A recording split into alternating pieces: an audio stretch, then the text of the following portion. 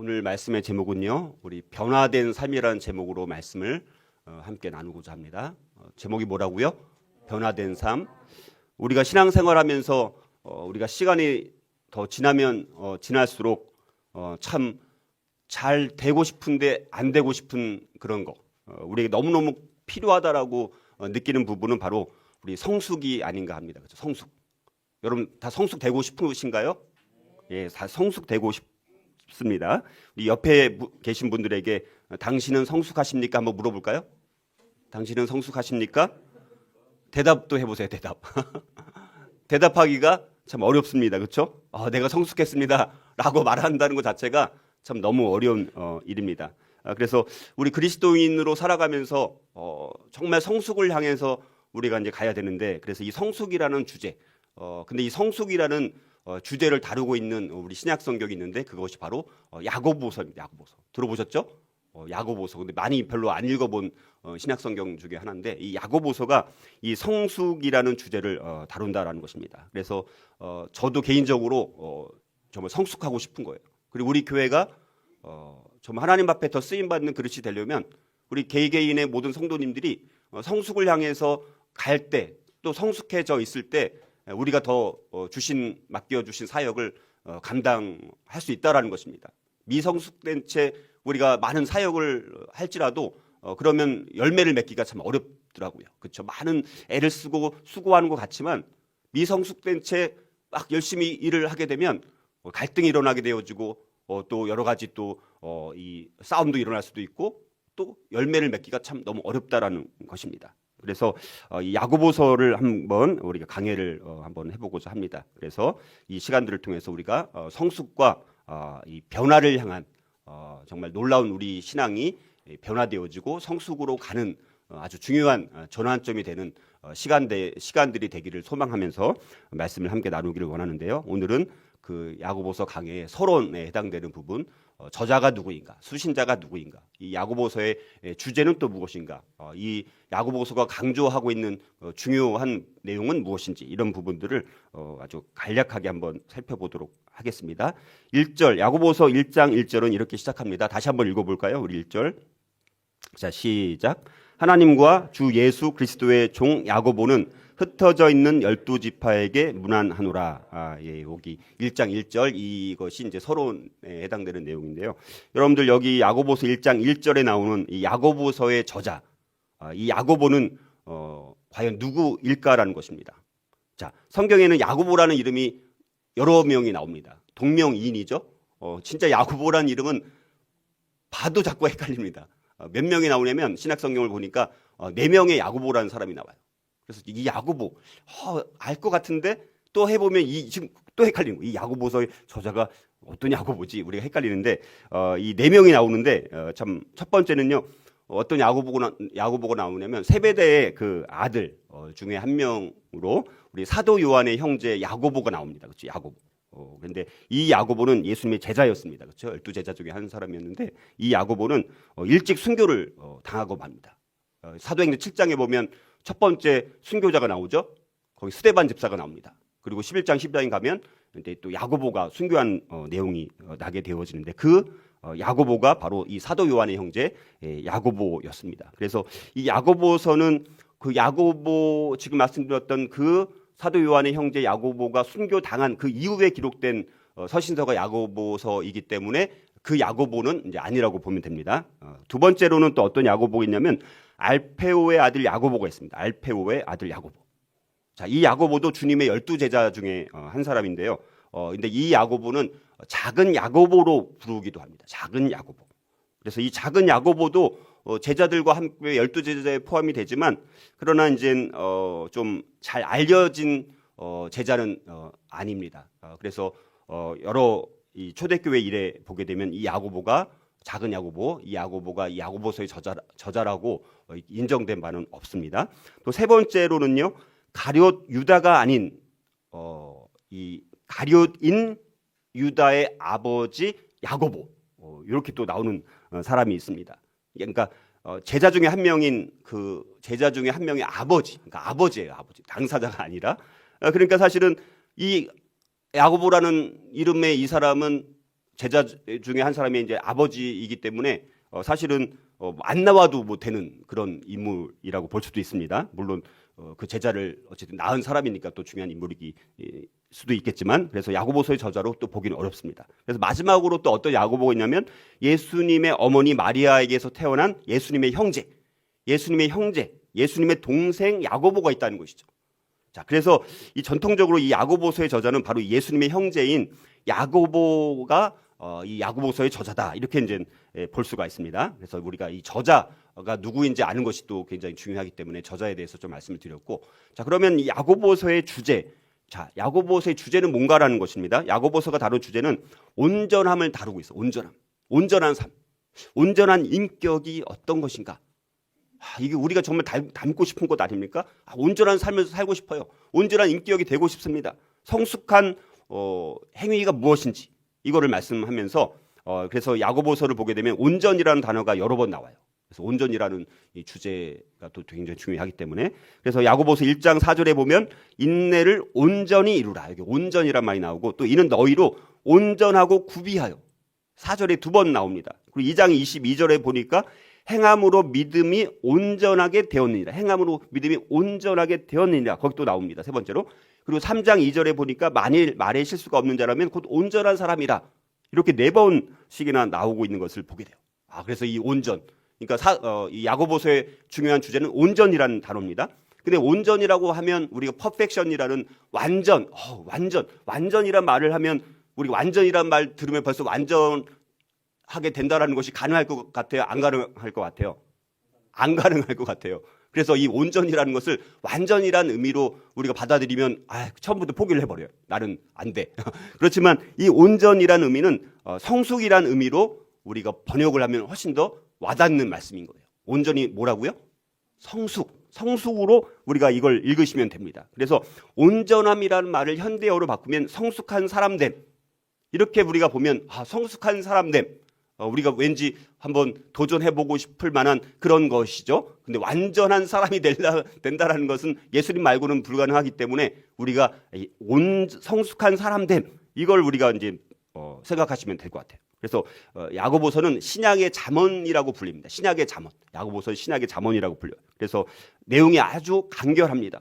또 지혜 문학의 이런 교훈적인 의미가 잘 그렇게 반영이 되어 있기도 하고, 또 예수님의 가르침이 산상수훈처럼 이렇게 잘 설명이 되어 있고, 또 구약의 영향을 또 많이 받기도 하고, 그래서 신약의 잠언이라고 불리우기도 합니다. 그래서 우리가 이 성숙이라는 주제, 그래서 우리가 야고보서를 통해서 우리가 정말 야고보가 우리에게 전하고 싶은 그 성숙을 향해서 우리가 나아가는 그런 시간들이 되었으면 좋겠다라는 것입니다.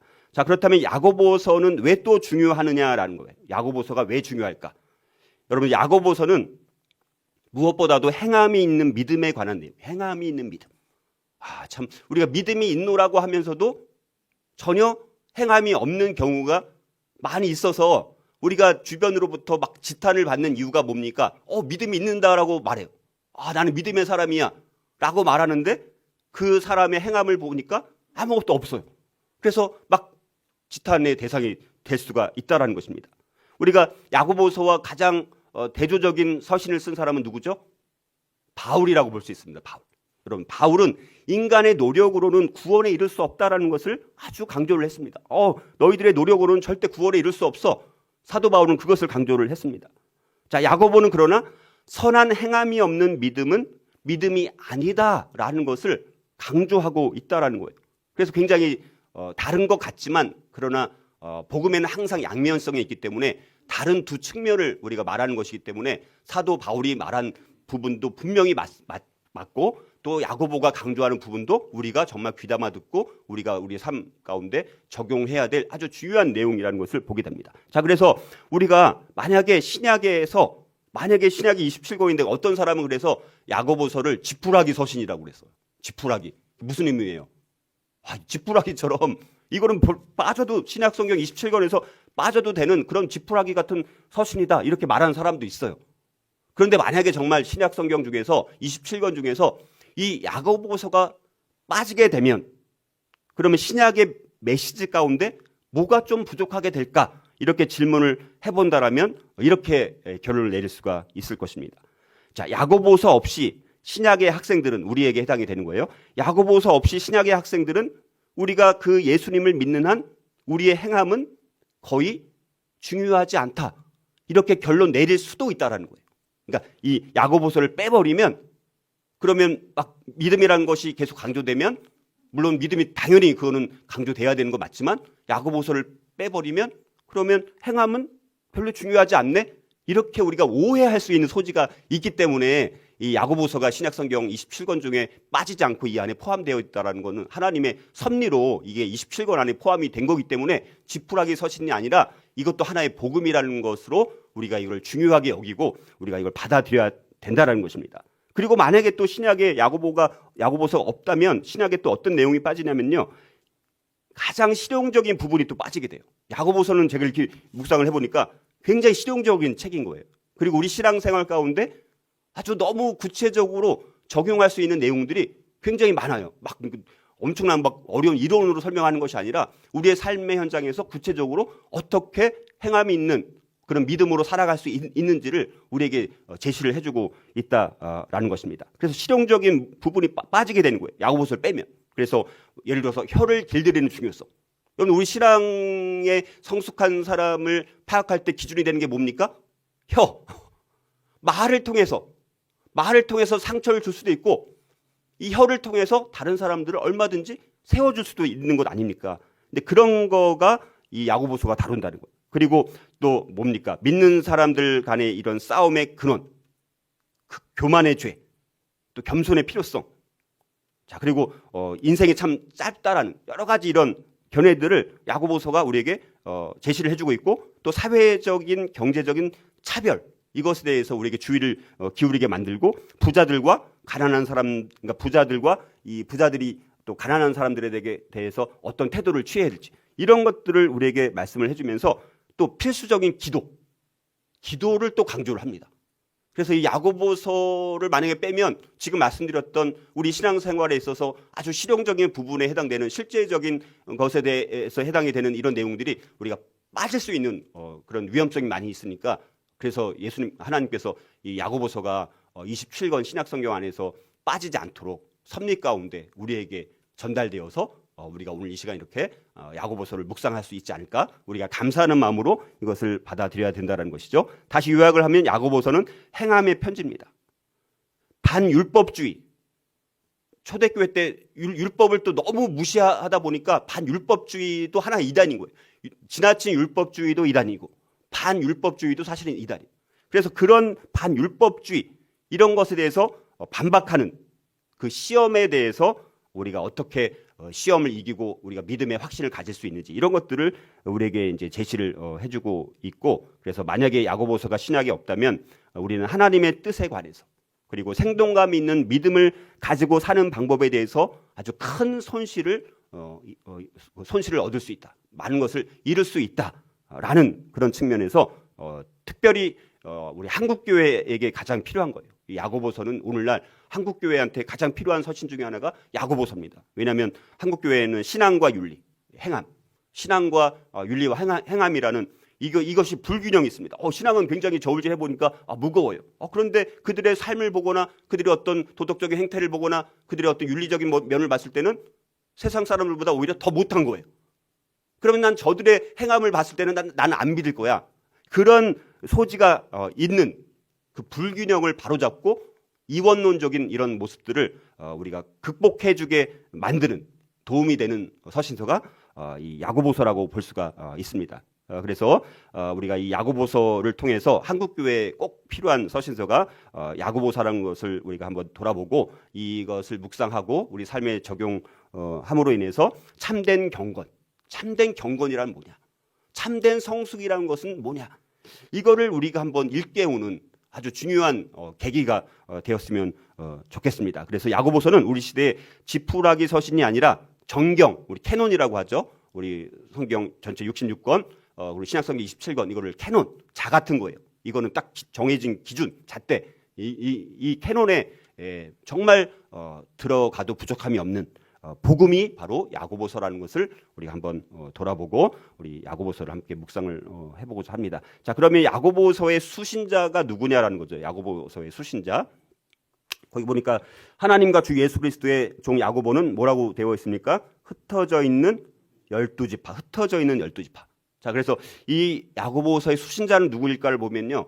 이걸 알아야지 이 대상, 항상 우리가 대상을 알아야지 그 서신 성경책을 이해하는 도움이 되기 때문에 그래서 우리가 저자라든가 수신자라든가 뭐 이런 것들을 우리가 같이 우리가 이렇게 살펴보는 게 필요합니다. 먼저 역사적 문자적으로 보게 되면 이 야고보서의 수신자는 그 디아스포라된 유대인들을 말합니다. 디아스포라된 유대인들. 유대인 그리스도인들을 말하는 거죠. 유대인들 중에서 예수님을 믿은 사람들, 유대인 그리스도인들.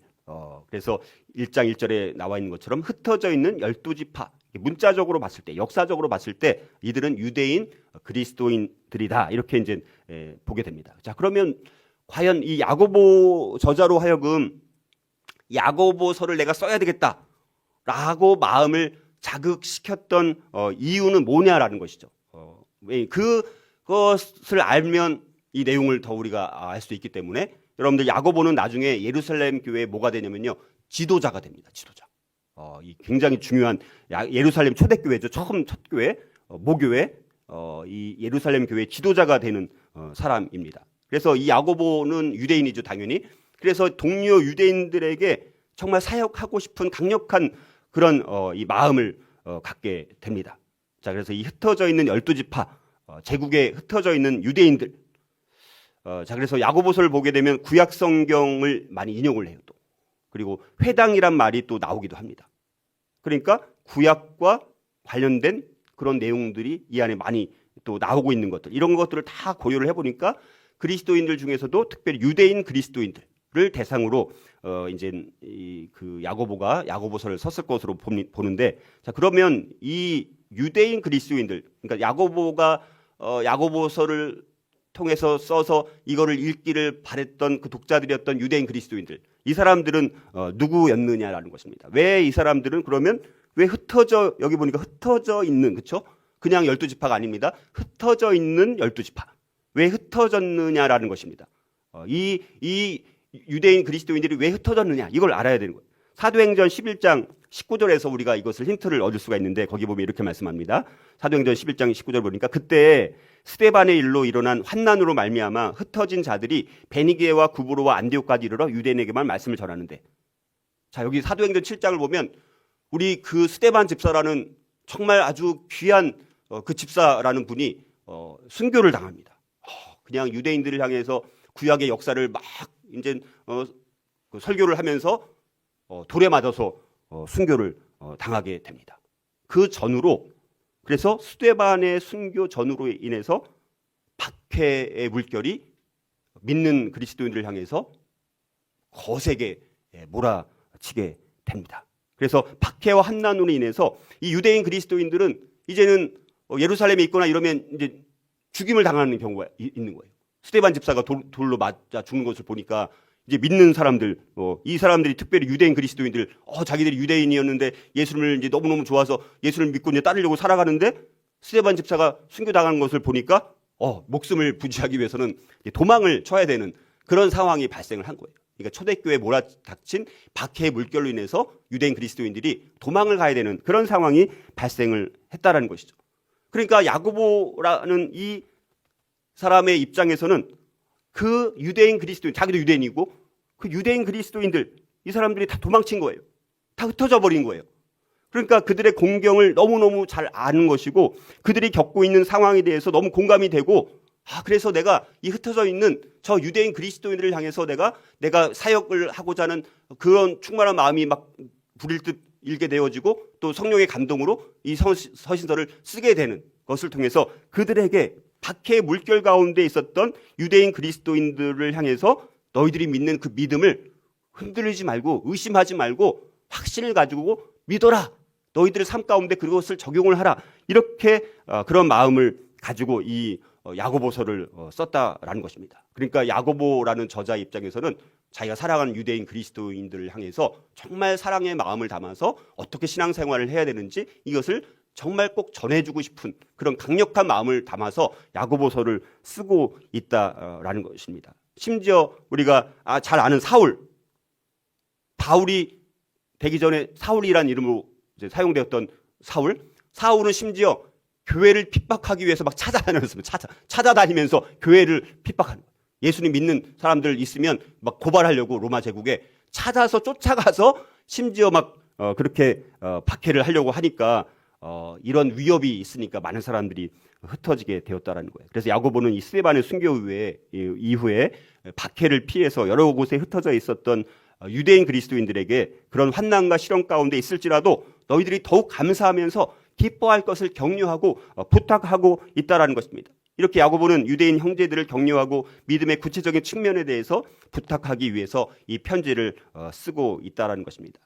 그리고 두 번째 은유적 의미로 보게 되면요, 당시 정치 경제적 이유로 그러니까 고향을 잃어버린 실향 유대 그리스도인들이 또 많이 있었습니다.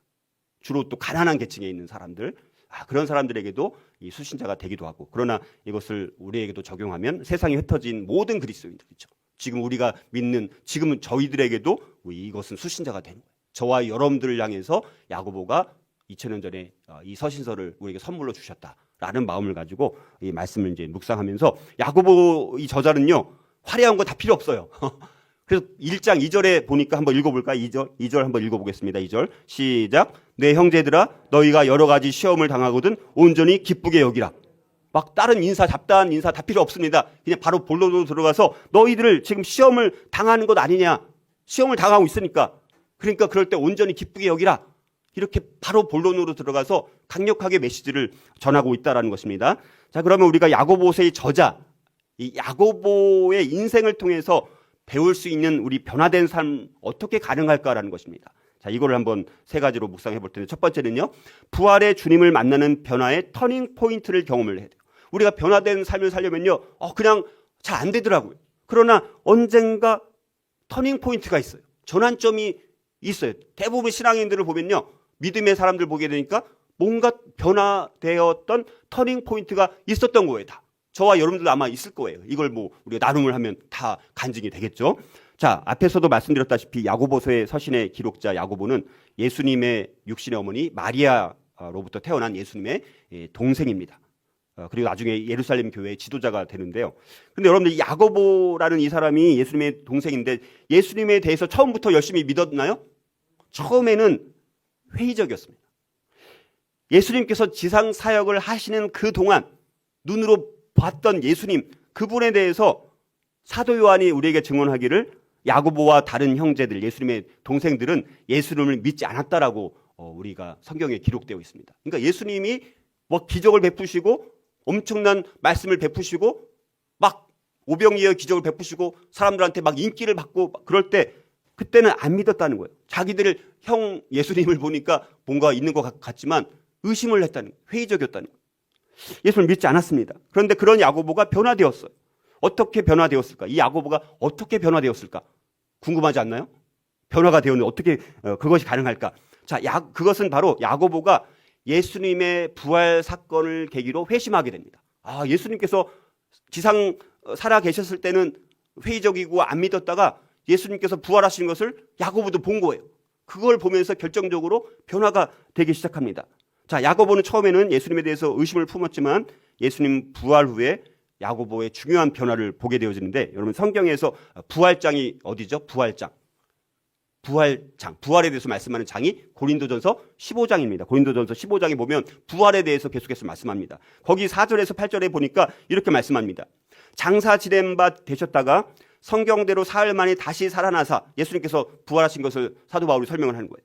자, 그런데 거기 보니까 게바에게 보이시고 베드로에게 먼저 보이셨고 후에 12 제자에게와 그 후에 500여 형제에게 일시에 보이셨나니 그 중에 지금까지 대다수는 살아있고 어떤 사람은 잠들었으며, 그 후에 500명까지 다 부활하신 예수님을 보고 나서 그 후에 야고보에게 보이셨으며, 여기 보니까 야고보에게 이 야고보가 지금 이 야고보서의 저자 야고보입니다. 그 야고보에게 부활하신 주님이 또 야고보에게도 나타난 거예요. 동생 야고보한테 나타난 거예요. 그 후에 또 모든 사도에게와 맨 나중에 만삭되지 못하여 난자 같은 내게도 사도 바울에게도 보이셨느냐, 이렇게 이제 말씀하는 거예요. 그러니까 예수님께서 부활하시고 여러 사람들에게 나타나신 거예요. 근데 그 야고보도 그 중에 한 사람이었다라는 거예요. 자, 그래서 이 예수님께서 부활하신 그 현장 가운데서 경험을 했던 사람이 바로 이 야고보였다라는 것입니다. 자, 그래서 이 야고보는 부활하신 주님을 만나고 나니까 저 내 형 예수님이 정말 세계 동안 말씀하시고 했던 그런 모든 말씀들이 다 진짜였구나, 진실이었구나, 그분이 바로 메시아였구나, 그분이 바로 그리스도였구나, 그분이 정말 왕이자 제사장이자 선지자가 되시는 그 우리가 그토록 기다렸던 그분이었구나 라는 것을 부활하신 주님을 만나고 나서야 그것을 깨닫게 되었다는 거예요. 결정적인 야고보의 변화의 전환점과 터닝포인트가 부활하신 예수님을 만나고 나서 그렇게 됐다는 거예요. 우리도 마찬가지죠. 많은 중요한 인물들 중은 다 부활하신 주님을 만나고 나서 인생의 결정적인 변화의 터닝포인트를 겪게 되는 것을 보게 됩니다. 자, 그래서 예수님께서 부활하신 다음에 야고보는 보니까 예수님의 명령에 이제 그때부터는 이제 순종을 하는 거예요. 그래서 오순절 마가 다락방 성령이 오실 것을 너희들이 기다리라고 말씀을 하시지 않았습니까? 그래서 마가의 다락방에서 120명의 성도들이 그 성령의 강림을 기다리면서 기도를 했어요. 그 현장에 아마도 이 야고보도 있었던 것으로 보여지고 성령의 충만을 받았던 제자들 중에 한 사람이 바로 야고보였다라는 거예요. 그래서 성령 강림 사건까지 막 경험을 하니까 야고보는 이제 그것을 체험하니까 이제는 정말 주님을 위해서 목숨을 자기가 드려도 아깝지 않을 만큼 그분을 위해서 충성스럽게 살아갔던 인생을 살아가게 되었다라는 것입니다. 그리고 나중에 이제 사도행전 12장을 보면요, 이제 베드로가 이제 팔레스틴 땅을 이제 떠나게 돼요. 그래서 나중에 뭐 로마도 가고 이렇게 했던 것으로 이제 보여지는데, 자, 그래서 이 초대교회 예루살렘 교회, 이제 예루살렘 교회에 리더가 필요하지 않습니까? 그때 이 야고보가 이제는 믿음이 아주 급성장을 이제 하게 되면서 이제 또 예루살렘 교회도 급성장하는 그런 상황 가운데서 초대 예루살렘 교회의 대표적인 지도자가 되어지고 우리가 초대 감독 뭐 이렇게 말하기도 하는 그런 사람이 되어집니다. 그래서 야고보는 예루살렘 교회의 세 기둥 중에 한 사람이었다라고 성경을 말씀하고 있습니다. 갈라디아서 2장 9절에 보니까 이렇게 말씀합니다. 또 기둥같이 여기는 야고보와 게바와 요한도 내게 주신 은혜를 알므로 뭐 이렇게 하면서 기둥같이 여기는 야고보, 이 야고보가 야고보서의 저자 야고보를 말하는 것입니다. 그러니까 초대교회 때 정말 초대교회의 기둥 같은 사람으로 간주될 만큼 초대교회의 이제 대표적인 지도자로 성장을 하게 되어지는 것을 보게 되어지고, 나중에 사도행전 15장에 보면요, 거의 예루살렘 회의가 나오죠. 예루살렘 회의, 그때 또 중요한 역할을 다 감당하게 되어집니다. 자, 그래서 또 이 여러 가지 이 초대교회 전통을 보니까 야고보는 신앙심이 굉장히 크고 또 다른 사람들을 데려다가 메시아이신 예수님을 알리려는 열의가 아주 뜨거운 사람이었다, 이렇게 기록될 만큼 믿음이 그렇게 급성장했던 사람이었습니다. 터닝 포인트가 있었기 때문에, 그러니까 우리의 변화된 삶을 살려면 이런 극적인 이 야고보와 같은 주님을 만나는 그런 인격적으로 만나는 부활하신 주님을 만나는 우리의 경험이 우리가 정말 있었으면 좋겠고, 그래서 자기를 하나님과 주 예수 그리스도의 종 야고보로 고백할 만큼 굉장히 인생의 전환점을 겪고 나니까 아주 변화된 삶의 모습으로 아주 겸손한 모습으로 섬기는 리더로 우리가 쓰임받게 된 것을 보게 되어집니다. 저와 여러분들이 정말 변화된 삶을 우리가 살기를 원하면서 우리가 기도하는 바는 그런 것이죠.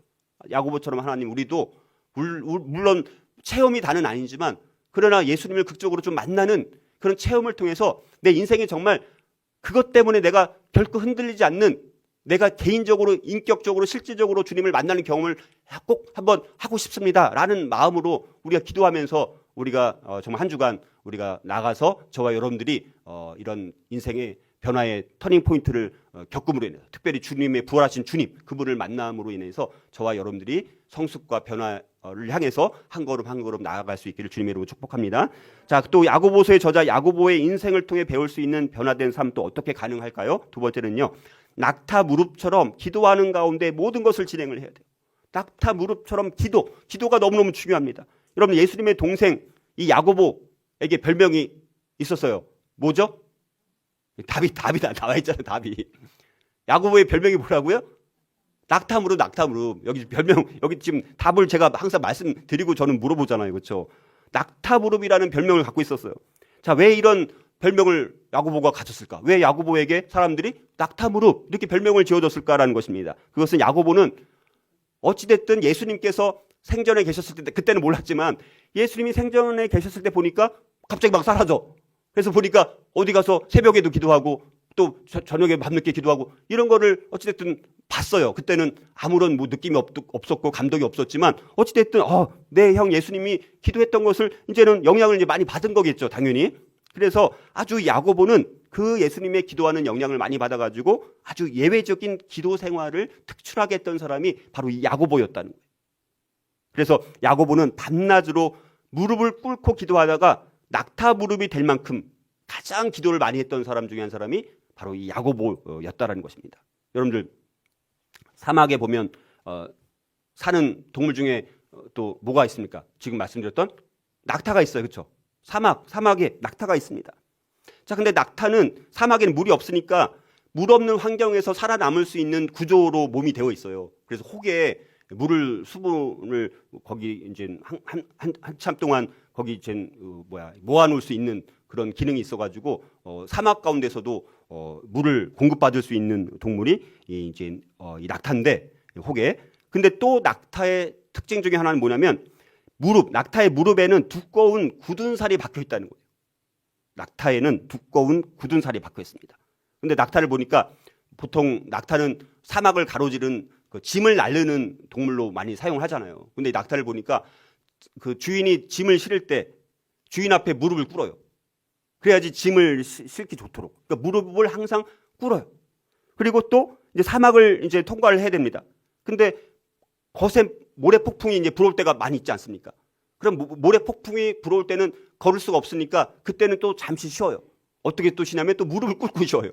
그래서 그 모래 폭풍이라는 시련이 다 지나갈 때까지 무릎 꿇고 기다리다가 이제 모래 폭풍이 지나고 나면 이제 다시 일어나서 이제 짐을 싣고 이동을 하고 또 이제 목적지에 도착을 하게 됩니다. 목적지에 도착을 하면 또 도착지에서 주인이 짐을 내리기 좋도록 또 무릎을 꿇어요.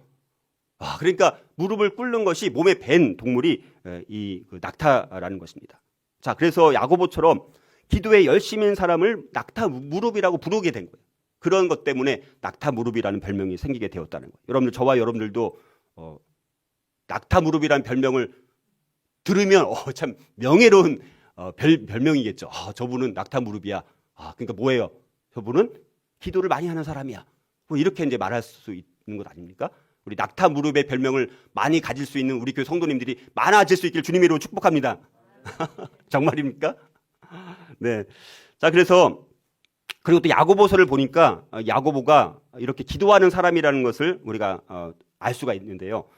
야고보서를 보니까 처음 부분에 해당되는 1장 5절부터 보니까 너희 중에 누구든지 지혜가 부족하거든 모든 사람에게 후히 주시고 꾸짖지 아니하시는 하나님께 구하라. 그리하면 주시리라. 구하라. 여기 보니까 야고보서의 서론 부분에서 기도를 강조합니다. 그리고 뒤에 야고보서 이제 끝에 5장에 가니까 마지막 부분에 가니까 5장 13절에서 18절에서도 기도를 또 말씀하고 있습니다. 그러니까 야고보서의 처음과 끝 부분을 기도로 시작하고 기도로 마무리하는 것을 통해서 야고보라는 이 사람이 얼마나 기도의 중요성을 알고 경험하고 또 다른 사람들에게도 기도가 얼마나 중요한지를 알고 싶었던 그런 마음이 있었기 때문에 기도로 시작하고 기도로 끝마치는 것을 보게 됩니다. 자, 그래서 외부적으로나 특별히 내부적으로 여러 가지 시험들을 만나고 있는 성도들에게 또 오래 참을 것을 인내할 것을 권면하면서 그 인내할 것을 권면하면서 야고보가 강조한 것은 뭐냐? 이 모든 것들이 기도 가운데 진행되어야 된다는 거예요. 모든 일들을 할 때 기도가 빠지면 안 된다는 거예요. 어떤 것을 하든지 다 기도 가운데 진행되어야 된다는 것을 권면하고 있다는 것입니다. 보통 야고보서를 우리는 행위에 관한 서신으로 알고 있습니다. 물론 야고보서는 신앙이 있노라 하면서도 행함이 수반되지 않는 사람들을 향한 권면의 서신은 분명히 맞습니다. 그러나 야고보서는 결코 신앙을 간과하지 않고 있다는 거예요.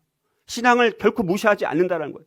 그래서 낙타 무릎이라는 별명을 가진 기도의 사람 야고보의 기도 권면은 우리가 정말 주의를 기울일 만큼의 중요한 서신이라는 것입니다.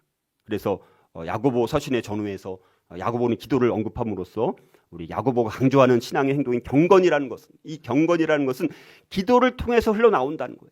우리의 경건은 우리가 말씀을 많이 읽고 이런 것도 중요하지만 그러나 기도를 통해서 경건이 흘러나온다는 거예요. 자, 그래서 신앙의 행동은 이 기도로부터 흘러나오는 거예요. 기도가 없는 경건. 만약에 우리가 경건이 있노라고 합니다. 근데 기도가 없는 경건이에요. 그런 사람들은 어떤 경향성이 생기냐? 자기 자랑, 자기 확신, 자기 성공, 자기 공적이 될 확률이 너무나 많다는 거예요. 기도는 그래서 신앙적 우리 삶의 알파와 오메가라고 부릅니다. 우리가 계속 달려가도록 해주는 엔진 오일과 같은 것이 기도라는 거예요. 영혼의 호흡이라는 거예요. 우리가 숨을 쉬지 않으면 죽는 것처럼 기도 없는 우리의 영적인 삶이라는 것은 죽은 시체와 같은 존재라는 것을 강조를 하고 있는 것이 야고보서라는 것입니다. 그래서 머리와 입과 손이 아니라 무릎으로 기도로 싸우는 사람들이 그리스도인들이다, 이렇게 이야기를 하기도 합니다. 그래서 저와 여러분이 야고보서의 저자 야고보의 인생과 같은 이런 변화의 삶을 지속적으로 살기 위해서는 낙타 무릎처럼 기도하는 가운데 모든 것을 진행할 수 있을 때만이 변화된 삶이 가능하다. 우리가 한시라도 기도 안 하면요, 변화되었다라고 할지라도 다시 옛 성품이 나와서 다시 도루묵이 돼요. 그래서 늘 기도하는 가운데 모든 것을 진행할 수 있을 때만이 변화된 삶을, 경건을 유지할 수 있다는 것을 우리가 다시 한번 이 말씀을 통해서 우리가 정말 기도 가운데 모든 것을 내가 진행하기로 우리 결단할 수 있기를 주님의 이름으로 축복합니다. 자, 마지막으로 야고보서의 저자 야고보의 인생을 통해 배울 수 있는 이 변화된 삶 또 어떻게 가능할까요? 세 번째는요, 온전히 하나님과 주 예수 그리스도의 뜻만 쫓아서 살아야 돼요. 온전히 하나님과 주 예수님의 뜻, 그분의 뜻을 쫓아서 살아야 된다는 거예요.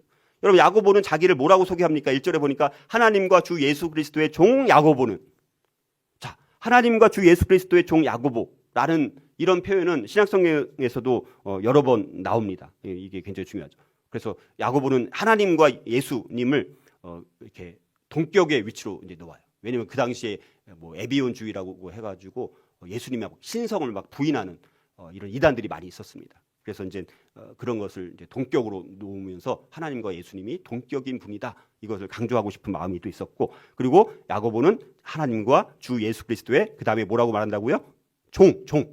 종이라고 말하고 있다는 거예요. 여러분, 종이라는 것은 직분보다는 신분을 나타내는 말이에요. 신분.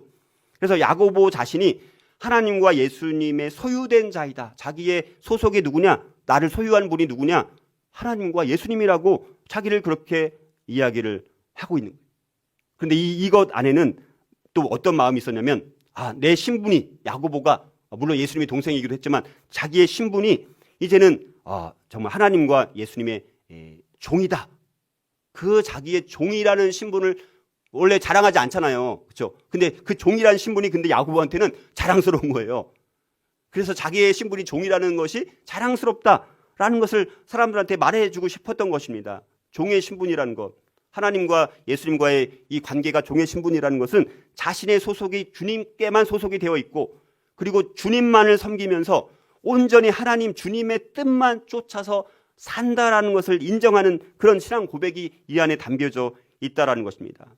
정말 그것처럼 예수님을 만나고 나서 야고보는요, 자신의 삶의 모든 영역에서 예수님을 주님으로 모시고 살았고요, 그분께 전적으로 헌신되게 살았던 인생이었던 것을 우리가 이제 보게 됩니다. 자, 여러분들, 이 주님의 형제 야고보, 자기를 예수님의 종으로 부르고 있습니다. 저와 여러분들이 나를 소개할 때 저는 하나님의 종이고 예수님의 종입니다. 전적으로 저는 내 모든 것을 주님께 다 맡기고 주님이 시키는 대로, 주님의 뜻대로만 나는 사는 사람입니다. 정말 우리가 이렇게 날마다 다른 사람들한테 나를 소개할 때 저는 하나님과 주 예수 그리스도의 종이에요. 주님께서 시키시는 것은 저는 어떤 거든지 다 할 거예요. 이렇게 우리가 고백할 수 있다면 주님의 로드십이라고 말하죠. 주님의 주제권. 이게 우리의 계속되는 싸움 아닙니까? 어떻게 해서든지 나는 내가 여전히 내 소유권을 가지고 내 권리를 가지고 내는 그 권리를 내가 놓지 않고 그것을 계속 잡고 가지 않습니까? 근데 우리가 그 내 권리를 다 포기하고 주님의 로드십, 주님이 내 모든 삶의 영역의 주인이십니다. 이거를 고백하는 그 신앙, 이것을 우리에게 도전을 주고 있는 것이 야고보가 저 여러분들에게 주는 도전이라고 볼 수가 있습니다. 아까 말씀드렸던 것처럼 야고보는 예수님의 육신의 어머니 마리아에게서 태어난 동생입니다. 예루살렘 교회의 또 지도자가 된 사람입니다. 여러분들 만약에 저와 여러분들이 만약에 야고보처럼 진짜 여러분들의 형이 만약에 예수님이라고 생각해 보세요. 내 친형이 예수님이에요. 그래서 예수님이 나중에 다 부활하셨습니다. 그리고 지금 야고보가 이제는 신앙이 변화되어지고 자기가 이제 하나님 앞에 쓰임받는 사람이 됐습니다. 여러분 그러면 정말 이 야고보 정도의 배경, 백이 엄청난 거죠. 이 백을 갖고 있었다면 어땠을까요? 얼마나 나를 뽐내고 싶었을까요? 내가 그 예수님의 동생이었어. 나 예수님이 지상 그 생애 사역하셨을 때 기도하는 거 내가 다 보고 그분 어떻게 살았냐 난 다 봤어. 이렇게 우리가 얼마나 자랑했을 법하지 않습니까? 그러면 여기다가 아마 저 같으면 야고보서 1장 1절에 이렇게 기록을 했겠죠. 하나님과 주 예수 그리스도의 종을 빼고 하나님의 종이라고는 할 수 있겠지만 주 예수 그리스도의 동생 야고보. 이랬으면 참 저자가 누군지 헷갈리지 않았을 텐데. 그렇죠? 근데 그런 걸 다 빼고 한 번도 자기가 예수님과의 동생의 관계라는 것을 전혀 흔적도 없이 그렇게 변화된 삶으로 살아가니까 겸손하게 섬기는 삶으로 살아가게 되는 우리가 야고보를 볼 수가 있다는 것입니다. 저와 여러분들도 이 야고보서의 저자 야고보와 같은 인생 변화된 삶을 살기 위해서는 우리 자신에 대해서 소개할 때 하나님과 주 예수 그리스도의 종 아무개. 우리 옆에 있는 분에게 자기를 한번 소개해 보세요. 서로 한번 소개해 보세요. 나는 하나님과 주 예수 그리스도의 종 이재현입니다. 이게 서로 한번 이렇게 그렇게 고백을 해보세요. 나를 소개할 때. 이것이 우리 그리스도인들이 정말 변화된 삶으로 살아가는 그 길은 이런 겸손의 모습으로 우리가 살아가고 주님의 뜻, 하나님의 뜻만 쫓아 살아갈 때 가능하다라는 거예요. 정말 이 야고보는요 이렇게 사역에 전념하다가 AD 62년경에 결국 순교당하고 죽어요. 여러분들 제자들의 삶을 보면요 야고보가 물론 예수님 동생이긴 하지만 제자들은요 다 순교해서 죽어요. 왜 순교하면서 죽을 수 있었을까요? 예수님의 가르침을 다 받았고 안 믿었지만 예수님께서 부활하시는 것을 직접 경험하고 예수님께서 부활하시고 며칠 동안 하나님 나라를 가르치셨습니까? 40일 동안 하나님 나라를 가르치셨어요. 그러니까 제자들 입장에서는 그동안 궁금했던 말씀들 40일 동안 하나님 나라를 가르치실 때 그걸 다 질문하고 예수님한테 설명을 듣고 이분이 정말 메시아가 맞고 그분이 정말 부활하신 분이고 승천하신 것을 목도하면서 그분을 위해서 목숨을 드려도 아깝지 않다라는 분명한 100%의 확신을 가지고 살았기 때문에 제자들이 남은 모든 생애가 그렇게 순교자적인 삶을 살았던 것을 우리가 보게 돼요. 저와 여러분들도 바로 주님을 이렇게 믿을 수 있어야 된다는 것이죠. 우리 안에 믿음의 연약함과 주님을 확실하게 믿지 못하는 그 의심의 마음이 분명히 있지만 그러나 성경을 통해서 또 수많은 제자들의 삶을 통해서 그들은 왜 어떻게 순교를 그렇게 하면서까지도 예수님께서 돌아가셨는데도 그렇게 살았을까를 돌아보면 그 제자들의 마음을 우리가 조금이나마 알 수 있지 않을까. 야고보도 그것을 경험하면서 그의 인생의 가운데 정말 성숙과 변화된 삶으로 살았던 그의 모습을 바라보면서 저와 여러분들도 주님을 신뢰하고 변화된 삶을 통해서 성숙을 향해서 주님 앞에 더 쓰임받는 복된 삶을 살아가고 우리 교회 공동체가 성숙된 교회 공동체가 되어서 더 하나님 앞에 귀하게 쓰임받는 교회 공동체가 될 수 있기를 주님의 이름으로 축복합니다.